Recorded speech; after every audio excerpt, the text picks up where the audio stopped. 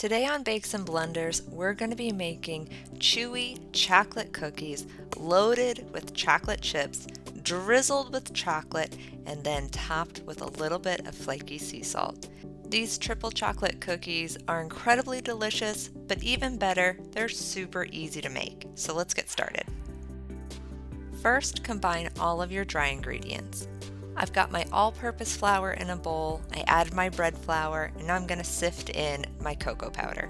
I'll sift in my baking soda and my salt as well, then just give that a nice whisk until everything is well combined. Now I sifted in the cocoa powder but not the flours because cocoa powder can be very clumpy, and so I just want to make sure that it gets evenly distributed. Set those dry ingredients aside, we will use them later. Add your softened butter, your white sugar, and your brown sugar to the bowl of a stand mixer. Beat on a low speed just until the butter and the sugar are well combined. We're not trying to incorporate a lot of air because we want our cookies to be nice, thick, and chewy.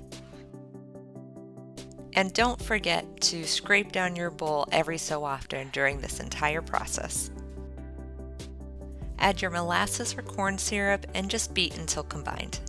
This little bit will help keep your cookies soft, moist, and chewy. Add your vanilla, beat until combined, scrape your bowl down yet again, and now it's time to add our eggs. Add the eggs one at a time and mix on a low speed until just combined. Then stop your mixer, scrape the bowl down, and you can incorporate the second egg.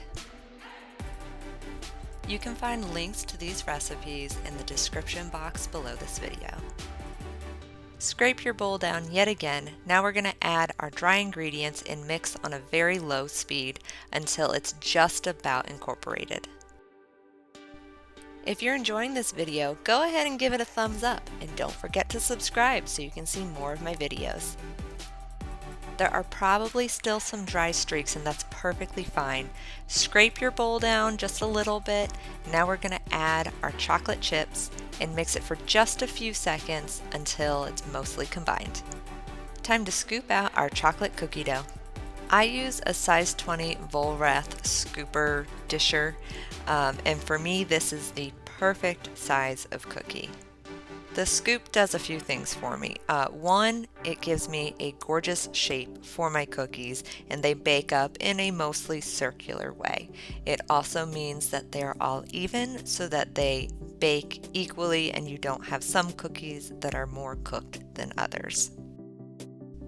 You can find links to the products that I've used in the description box below this video. Once all the dough is scooped, I place my trays in the freezer for about an hour.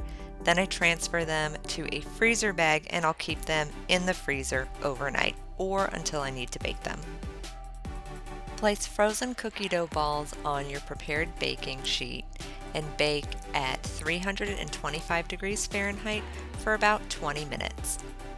The edges of the cookies should be set, but the centers should still be very soft.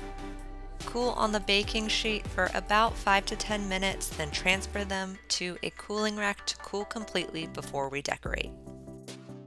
Here I've melted some Ghirardelli dark chocolate melting wafers, and I put it in a small piping bag and snipped just the tip off.